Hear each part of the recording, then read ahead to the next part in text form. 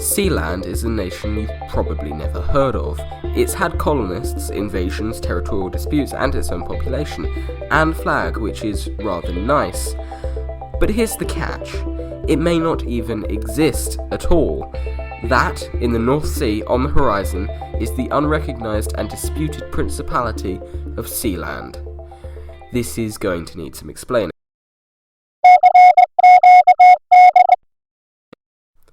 This is the entirety of Sealand. Yeah, it's just a platform in the sea. More specifically, it's a 4,500-ton Maunsell sea fort, which were placed all over the southeastern coast of the UK to protect harbours from potential Nazi landings. This one, known as Ruff's Tower, named after the sandbank it was built on and situated off the coast of Harwich and Felixstowe, is really the one we'll be talking about today.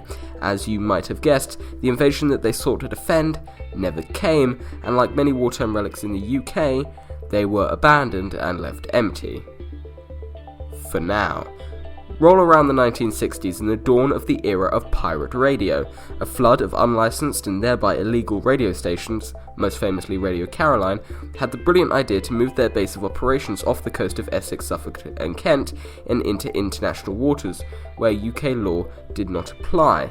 You can see why an abandoned platform in international waters may be useful for this kind of illegal broadcasting. In the early 60s, many stations made use of Ruff's Tower for their broadcasting, most notably Wonderful Radio London. This is Wonderful Radio London.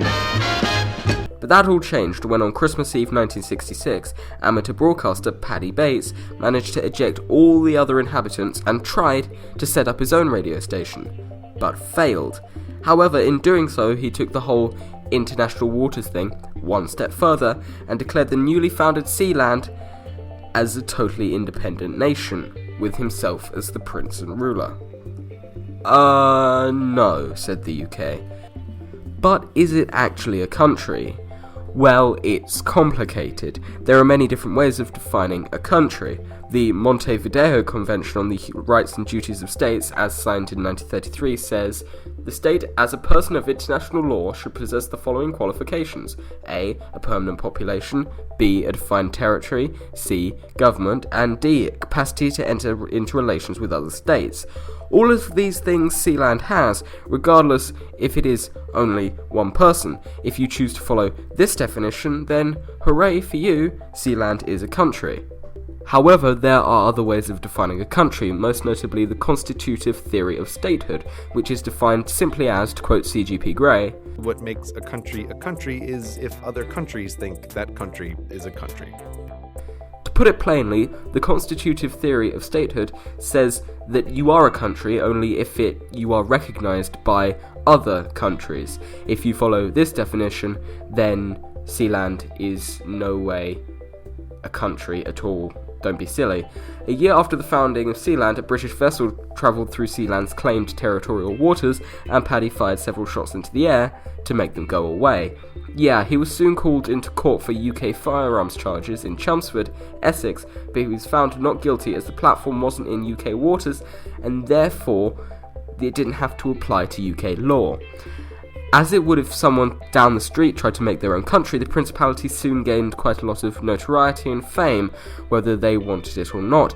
Many people liked the immunity from laws and thought it would be a nice thing for themselves to own, not Paddy, mainly because they were doing stuff that laws didn't really look too kindly on. Introducing Alexander Achenbach, a German businessman who in 1978 with several Dutch and German comrades took over the fort with guns and captured Paddy's son Michael whilst Paddy was away. Alexander then claimed that he was the Prime Minister of Sealand, despite not having an election, and also claimed ownership of Sealand as totally his now, no backsies. Not to be outdone, and to try and rescue their home, Paddy and a few friends managed to acquire a helicopter somehow and retook the entire fort with no casualties. Most of the invaders returned to their original countries, with Alexander still claiming he's Prime Minister to this day. But I do mean most. Jono Putz was charged with treason against the micronation, as he was one of the invaders, and was physically imprisoned unless he paid 75,000 Deutschmarks, which is more than £18,000 then, or nearly £100,000 now, which translates to $137,000. The German government entered into official negotiations with Paddy and even sent a diplomat to try and release the captive, which they did. However, in doing so, Germany, according to Sealand, recognised Sealand as a sovereign nation, and according to the constitutive theory of statehood, Sealand now is a country. Germany doesn't agree, but I don't think Sealand cares. In 1987, perhaps to try and get rid of Paddy and now his son, the UK officially extended the territorial waters, so now Sealand is technically under the jurisdiction of the Crown. But despite all this, the disputed Principality seems to live on. The founder, Paddy Bates, died in 2012 and his wife followed just a few months ago as I record this, but it is still maintained as its own country, regardless of what anyone else says.